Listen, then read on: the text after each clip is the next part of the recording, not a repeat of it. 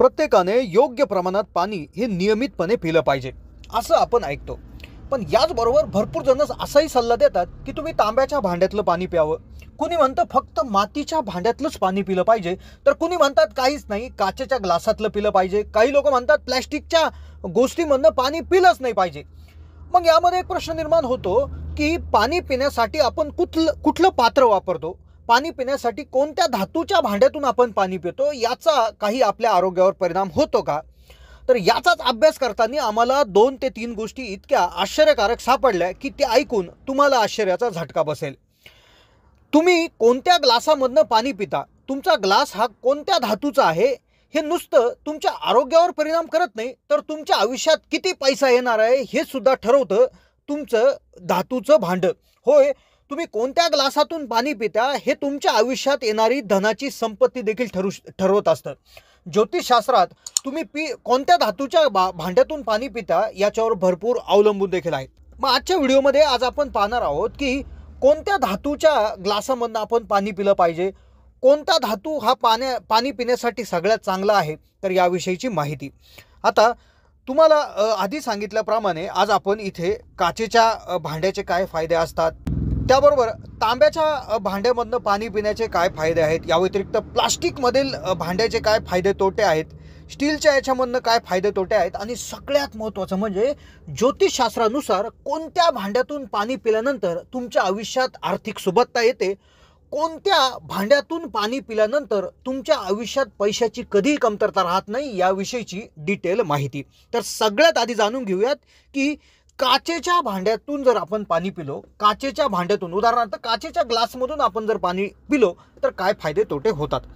तर पिण्याच्या पाण्यासाठी ग्लास म्हणजे काचेचा ग्लास हा अगदी चांगला पर्याय असतो, कारण की काच ही एक निष्क्रिय सामग्री आहे। म्हणजेच काच ही अशी वस्तू आहे की जिच्या बरोबर पाण्याचा कॉन्टॅक्ट आल्यानंतर तिच्यामधनं कुठलंही केमिकल त्या ठिकाणी पाण्यामध्ये जात नाही ना, पाण्यातलं काचेमध्ये जात नाही। त्यामुळे ही अगदी निष्क्रिय गोष्ट असल्यामुळे काचेचे गुणधर्म कुठले पाण्याला मिळत नाही, त्यामुळे काच हे तसं पाहायला गेलं तर सुरक्षित पाणी पिण्याचं पात्र आहे। पण याने कुठलाही फायदा त्यामध्ये होत नाही, पण कुठला नुकसान देखील होत नाही। त्यानंतरचं रेग्युलर आपण जे भांडं वापरतो पाणी पिण्यासाठी ते म्हणजे स्टील। आता स्टीलचं तुम्हाला माहीतच आहे की स्टेनलेस स्टीलमध्ये पाणी पिण्यासाठी आपण एक पर्याय जो पूर्वी काढला गेला होता की स्टेनलेस स्टील हे अतिशय टिकाऊ असतं, आणि त्याचबरोबर याच्या जे काय स्टीलच्या जे काय बाटल्या आहेत किंवा याचे ग्लास आहेत ते देखील लोकप्रिय आहेत। स्टीलच्या जे काय ग्लास किंवा बाटल्या आहेत या BPA मुक्त आहेत, त्यामुळे तुम्ही चांगल्या दर्जाच्या स्टेनलेस स्टीलची जर त्या ठिकाणी भांडी जर घेतली तर ती वर्षानुवर्ष टिकत असतात। मग आता स्टेनलेस स्टील जर चांगल्या क्वालिटीचं असेल, ते खरोखर स्टेनलेस असेल म्हणजे गंज न लागणारं असेल, तर ते देखील तुमच्या पाणी पिण्यासाठी अगदी आरोग्यास चांगलं असतं। पण या व्यतिरिक्त खराब क्वालिटीचं स्टील असेल, जर ते खाण्यायोग्य ग्रेडमधलं जर नसेल, तर त्यांनी मोठ्या प्रमाणावर नुकसान होऊ शकतं। आता यानंतर सगळ्यात फायदेशीर असतं ते म्हणजे तांबे। आता तांब्याचा ग्लास किंवा तांब्याच्या भांड्यातील पाणी पिणं हा नुकताच एक ट्रेंड आलेला आहे। आता तांब हा असा एक धातू आहे जो प्राचीन काळापासून भांडी बनवण्यासाठी वापरला जात आहे। तांब्याच्या भांड्यात पाणी जास्त काळ ठेवल्यास तांब्याचे छोटे कण पाण्यात मिसळतात आणि त्याचे तांब्यामध्ये रूपांतर होतं, आणि या तांब्यांच्या कणामुळे जे काय पाण्यामध्ये असणारे बॅक्टेरिया असतील, व्हायरस असतील, सूक्ष्मजीव असतील, ते देखील निघून जातात आणि पाण्याची क्वालिटी अगदी जबरदस्त रीतीने वाढत असते। त्यामुळे तांब्याच्या भांड्यात पाणी पिणं हे अतिशय चांगलं असतं। मग यानंतरचा तांब्यापेक्षाही भारी पर्याय आहे मातीचं भांडं।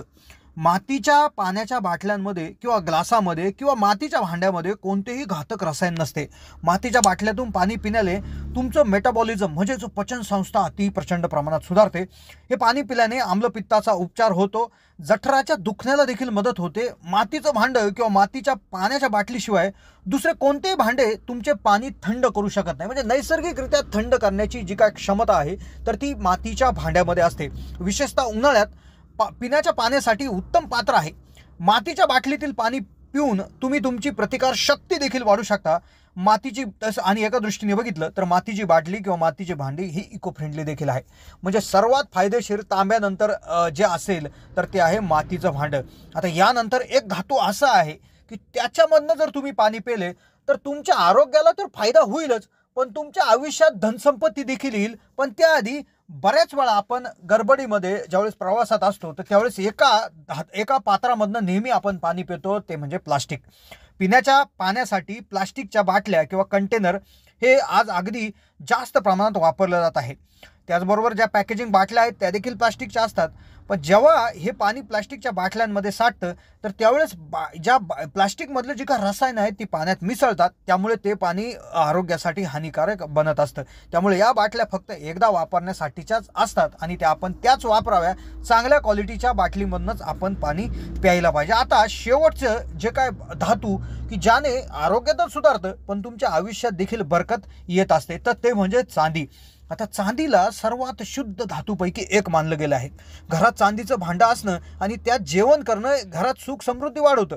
यामुळे घरातील सदस्यांचे आरोग्य देखील चांगले राहते.